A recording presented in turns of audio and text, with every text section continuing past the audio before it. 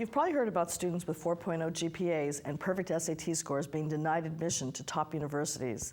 Getting to college has never been more competitive than it is today. More students than ever are applying to college, and as a result, admission rates have dropped. Because of the severe competition to get into the top colleges, many good students aren't getting in. Even state college admissions rates have dropped, making student safety schools a reach. Long gone are the days when good grades and SAT scores guaranteed admission into the Ivy League. If your child doesn't position himself to stand out, he may not get into the college of his dreams. With thousands of good students and MVP athletes competing for the few freshman admission slots, how will your child separate himself from the competition? So what does it take? College admissions officers are looking for exceptional students who are passionate, curious, and leaders. By doing a project, your child can stand out among the thousands of applicants. If your child starts a project as early as 9th and as late as 11th grade, they'll have time to complete it before their senior year. Brainstorm about doing independent projects that aren't required by the teachers or clubs. Projects can be educational outreach programs, inventions, books, science experiments, events, or anything that demonstrates the student's passion. Students have done simple projects such as organizing a concert or setting up a fundraiser. Others have founded nonprofit organizations and engineered life-saving devices. Peter designed and engineered a brake lighting system that will be placed in the rear window of a car. When the driver taps on his brakes, his device lights up a few LEDs, and when the driver slams on his brakes, the entire device lights up, warning the drivers behind him that he's coming to a stop. The Santa Cruz Sentinel was just here a few minutes ago finishing up an interview and a photo shoot of my brake light system, currently called the PBLS, or Progressive Brake Light System. It is a brake light system that shows how much pressure is being applied to the brakes when you're braking. So if you're coming to a sudden stop, more lights turn on. If you're coming just to a mild slowdown for a stop sign, only a few lights go on. Basically, it's to show the people behind you how much pressure you're applying, and then they can stay a safe distance away from you and prevent a fatal rear-end collision or just a mild fender bender. So if you come over here, I can show you what the actual progressive brake light system looks like. This is the progressive brake light system actual device, not including the display. This is the brains of the operation. This is what tells when lights to turn on from the magnetic sensor behind the brakes. So not going to go into too much detail, but basically this large wire right here goes to the LEDs. There's a smaller wire that attaches to the brake light in the back, so that when the actual brake lights turn on, the first stage of the LEDs turn on. So the first stage doesn't listen to the magnetic sensors. Stages 2, 3, 4, and 5 go off of the magnetic sensor. And there's another wire that is connected to the fuse panel behind the car attached to the turn indicator. So that's where we're getting the power for the device. And here's a fuse that is just to make sure we don't get any wires mixed up, have a short, and have the whole thing destroyed, which is good. And if you come way back here, you can see there's a little tiny sensor, and behind it, or in front of it, the magnet. And so as this gets closer to the magnetic sensor, it tells this to make more LEDs light up. And I can actually give you a demonstration of that right now. Here is the display in the back of the car. You can see here there's a diffuser in front of the LEDs just to prevent it makes the LEDs more visible in a wider range since they're mainly angled forwards. This can have makes a wider viewing angle, and also makes it a little less bright, because without the diffuser it's very bright. And you can see here this is the first stage, so if you're just mildly touching the brake, and if you apply a little bit more pressure to the brake pedal, you can see that there are going to be more stages coming on. So, a little bit more pressure. see, there's the second stage, and it's just a first line, it's just 2 lines. But if we apply even more pressure, there's going to be the third break, the third one. And now there's a second line added. And if you apply even more pressure, and if there's a big time stopping but not quite an emergency, there's the fourth stage right there.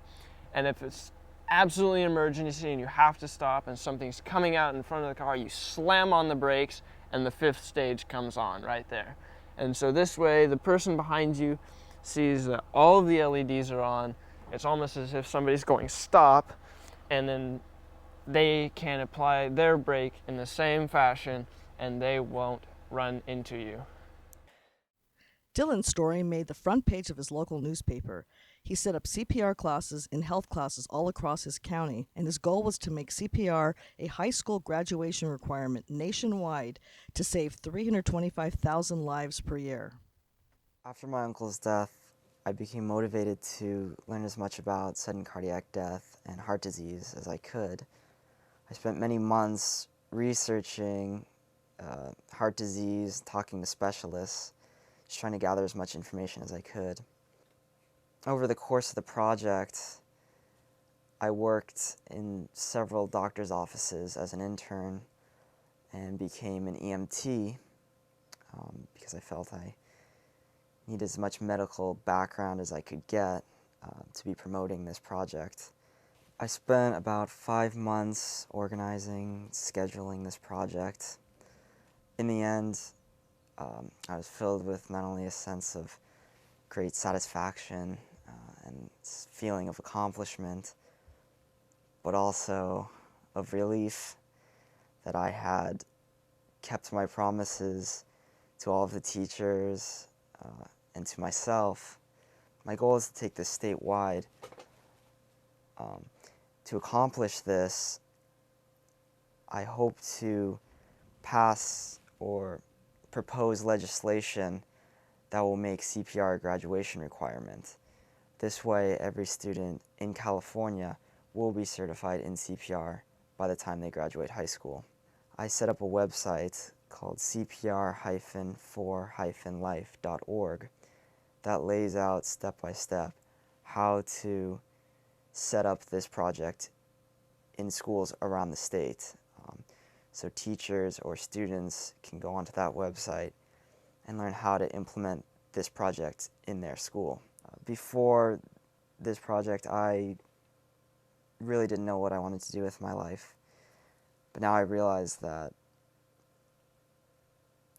medicine is the path for me.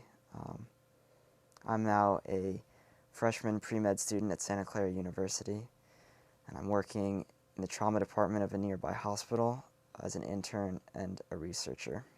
By reading Beat the College Admissions Game, Do a Project, your child can follow the step-by-step instructions on how to do a project.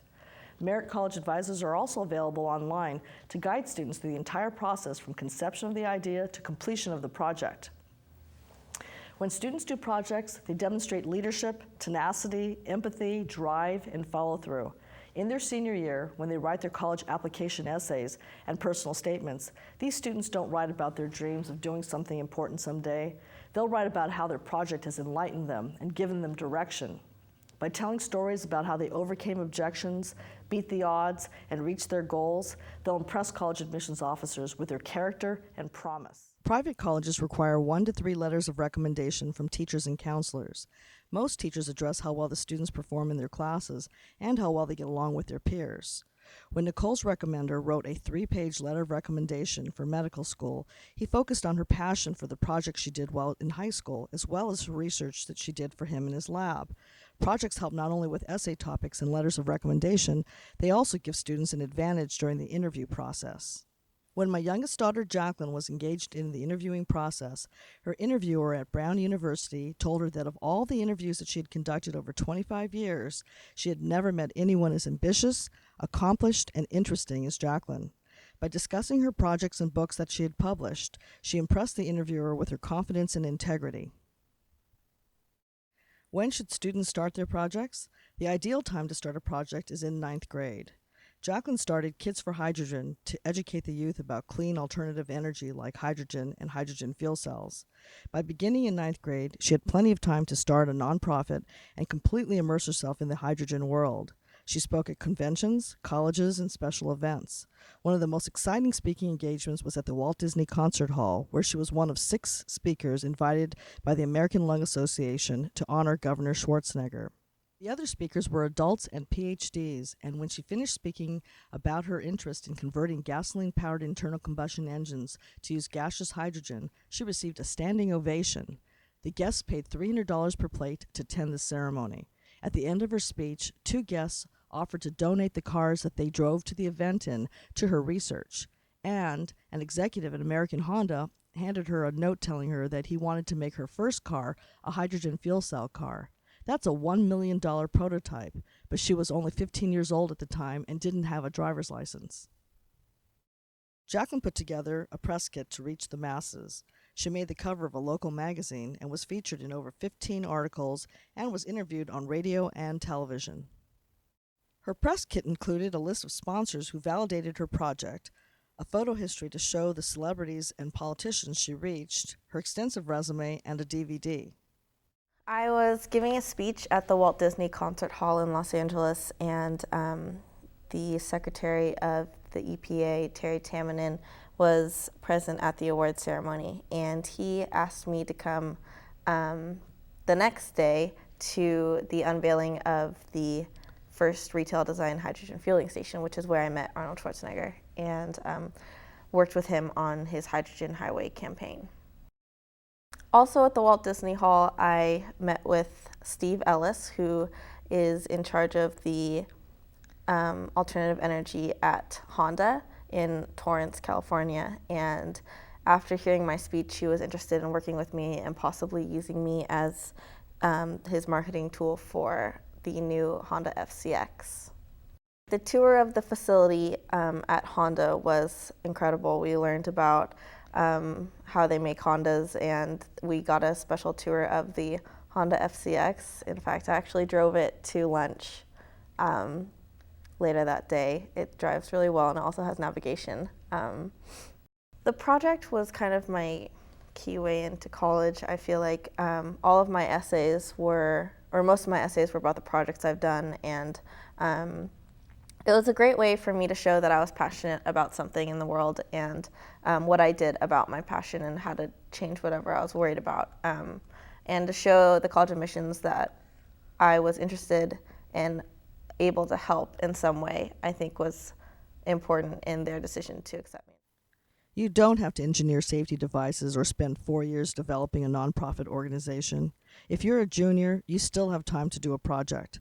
One of my students put on a concert that got him into all but one of the colleges he applied to. He's now majoring in music management at Belmont College in Tennessee. I'm really into going to concerts, and so I thought up the idea of, you know, trying to bring a band that my friends and I are really into to Santa Cruz. And I focused on a band called the Moving Units, and I wanted to get them to the Attic. And at the time, the Attic was kind of the hip venue. At this time, I had finally started a production company, which was called Neon Agent Productions, and thought of trying to maybe do a smaller scale show. And at the time, my friend's band had just got signed to a local record label, and you know, I go to a lot of the local shows a lot, and it's amazing what Santa Cruz has to offer musically. So I introduced myself to the CEO of this record company, which is called Loves and Heat Records, and told him my name and pitched him my idea of putting on a concert that showcased all these great bands on this record label, because people go to their shows, but they don't really know who the record label is. Great idea.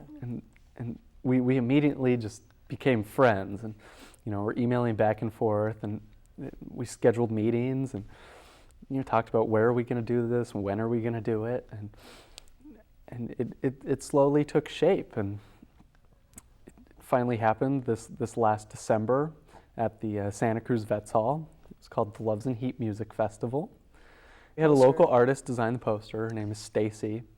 And then you went ahead and set up the press releases and... Yeah, we wrote out press releases to the Good Times and the Metro, and once the newspaper started hearing about, you'd see little blurbs every week of these bands are playing, and it just, the excitement was building up, and it finally took place on December 1st, and there were 11 different bands on 2 different stages. My flowchart essentially consisted of, so there were 2 stages, and the bands were alternating, so there was never, a time where there was no music going on.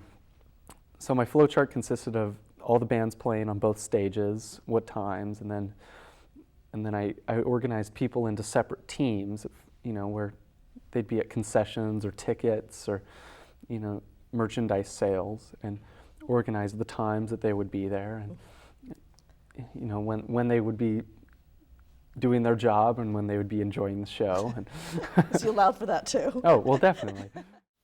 Ryan started Give a Glove Foundation to collect baseball gloves for young athletes who couldn't play baseball because they couldn't afford the expensive equipment needed to compete in Little League. By setting up a collection site at a local batting cage, he watched sales increase as families dropped off their old gloves. Ryan is now studying business marketing. Dana's project got her into her first choice college, St. Andrews in Scotland. Well, we went through a lot of ideas. One that we really got started with was a book that was an advice book for teens just to have out at local bookstores, and then starting an internet website with all that advice posted online for teens to go look up.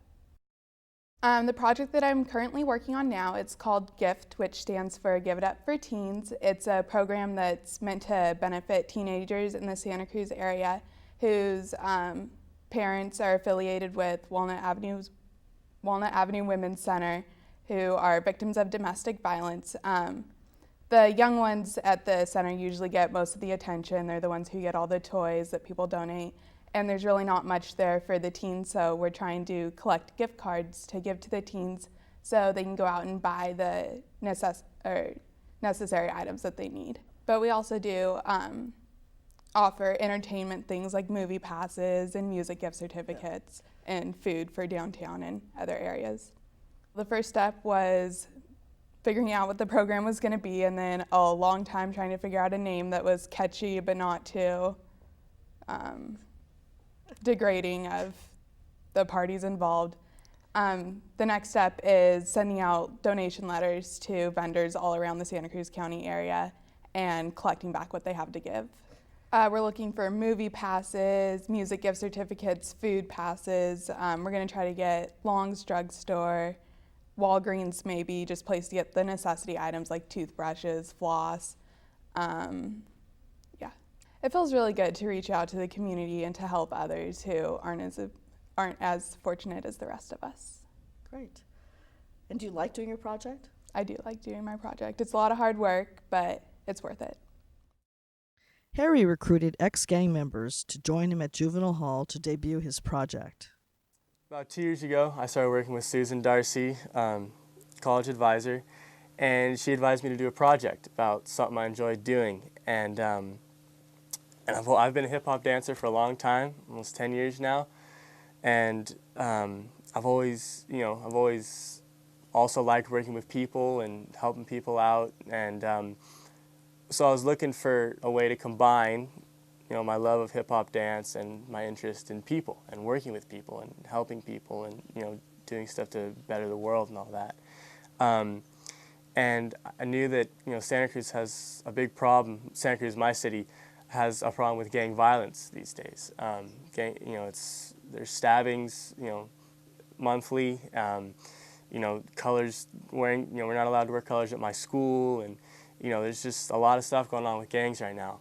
And so I thought, well, why not try using hip-hop to help solve this problem, to, get these kids on the right path? Because, hip-hop has taught me so much, and I figured this is a good place to start. So I just had the idea, put on a concert, exhibit hip-hop, true school hip-hop for what it really is, a positive vehicle for social change, and see if I can help some kids out along the way.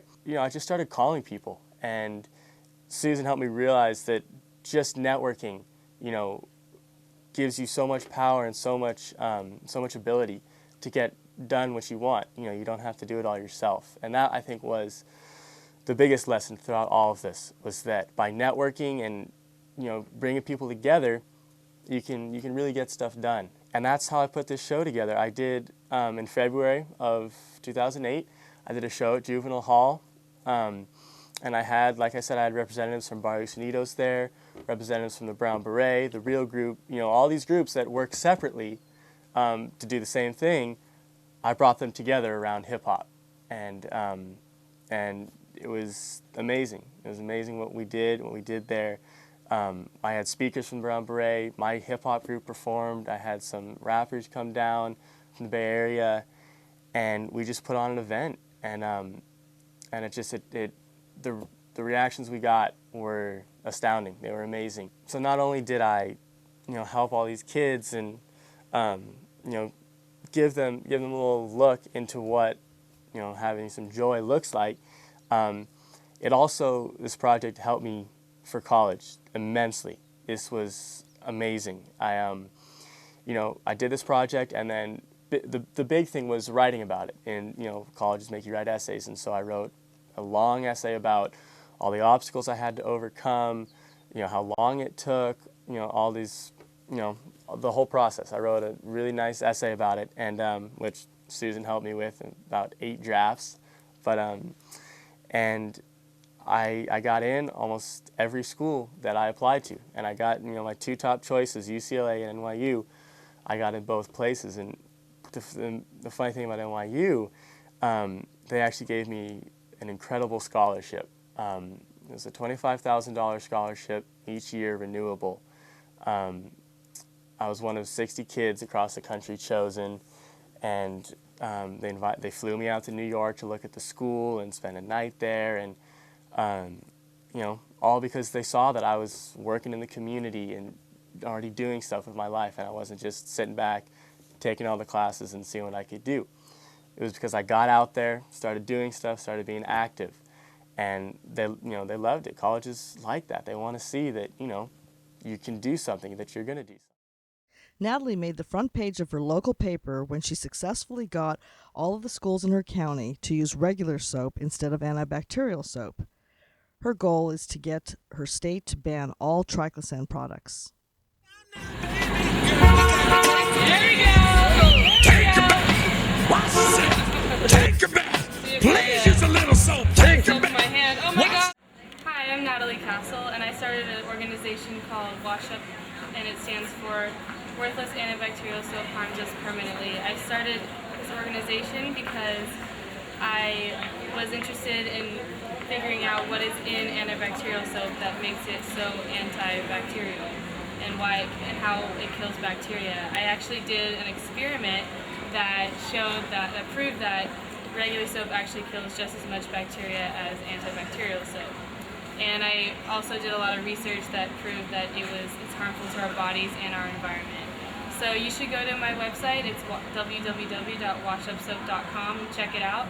I have pictures on there that prove all of my research and all of my experiments, and you should sign the petition, and I hope that you will support me in banning all triclosan products, all antibacterial products, and hopefully it'll get off the shelves at the stores, and it won't be we won't be able to buy it anymore anyways. So go to my website, sign my petition, and stop buying all antibacterial products. Thanks.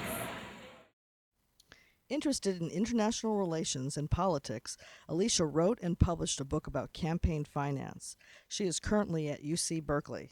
I had heard in my government class how much money has control of our government, our politics, and our candidates who are running to be a part of the government. And so I started looking into campaign financing and the effect that money, PACs, which are political action committees, lobbyists, big CEOs, big companies, all have too much of a hold in our political spectrum.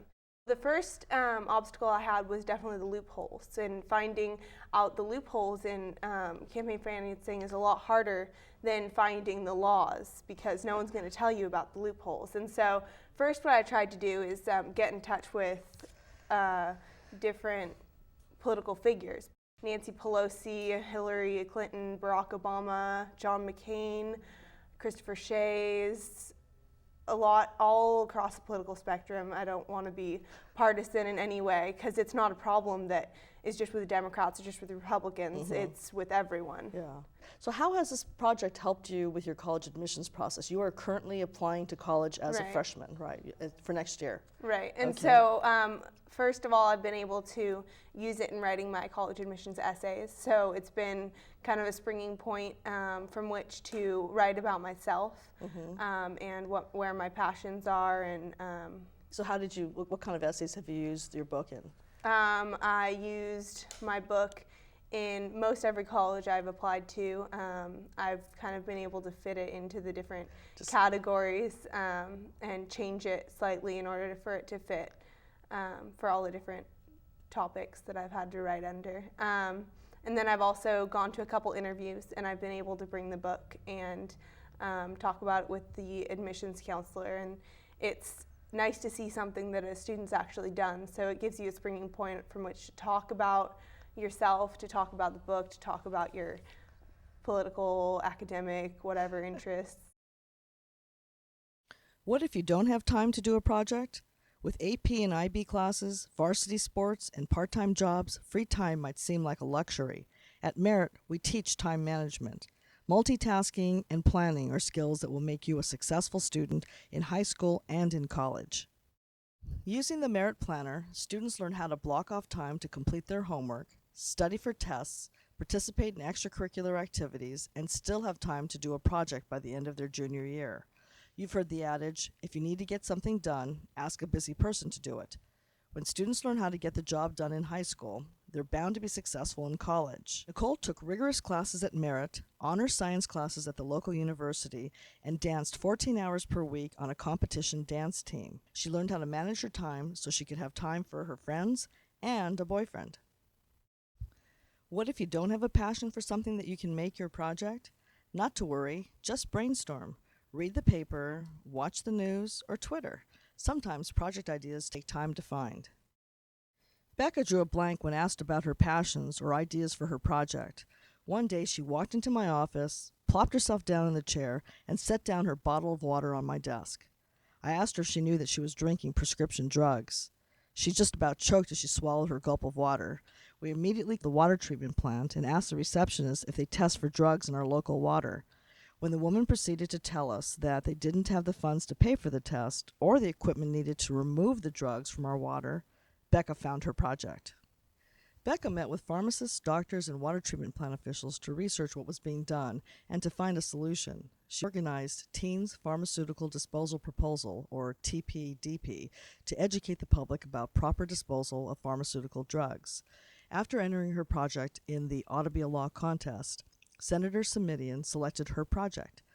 Two colleges that had previously denied her admission reversed their decisions when they heard that her project was going to be a California state law. The most exciting part about this whole project was that Senator Simitian, when he called me to tell me that I won the contest, he asked me to go speak in front of the Senate on behalf of my bill to just defend everything I had to say about it. And that was really exciting because what high school student gets to speak in front of the Senate about a possible law? So that was really exciting for me to do. The best part was that Arnold Schwarzenegger signed my law, and starting in July, it's going to become a law, and consumers are going to be allowed to drop off their drugs at pharmacies, which means that we're not going to be drinking any more drugs. So I'm very excited, and I'm glad I did it. It shows that when you stick to something and you work hard, something positive will come out of it. Students who do projects position themselves to get into their top colleges. They write stronger essays, receive outstanding letters of recommendation, and give excellent interviews. Students who do projects also position themselves to receive large scholarships and grants.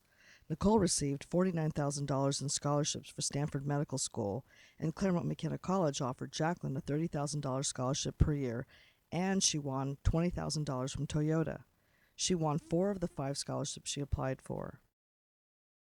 So let's get started. Whether you're in 9th, 10th, or 11th grade, it's not too late to start a project.